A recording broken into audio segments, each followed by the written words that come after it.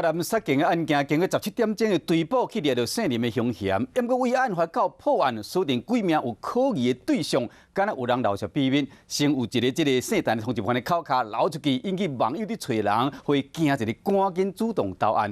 后来又有另外一个姓陈的嫌犯呢，伊未无过卷入这个杀警的案件，这两个人的名甲相片拢被公开。针对这个案件，这个风波呢，台南市警察局局长彭永玲强调讲，明日错误伊会牺牲检讨，未回避责任，会追查到底。什么名字？快说！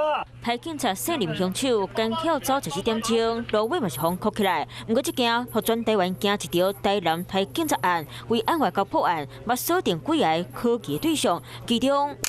相片先流出来，这个陈先生是通缉犯，加上警察电脑上尾一笔调查资料是伊的相关资料全部扣显出来。尾仔伊主动投案，确定念到人，尾仔佫传出另外一个姓陈的嫌犯马上锁定，尾仔才掠到真正姓林的凶手。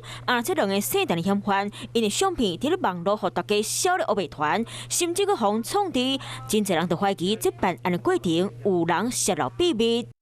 那过程当中是不是由警察人员外泄的？我也立案做了一些应该有的调查跟侦查作为。台警察案破案，警察无放弃任何一个消息，还有可能涉案的对象。若捞出嫌疑人的相片，台南市长黄伟哲慢慢跳出来背回。现在有媒体说已经是谁了，那个。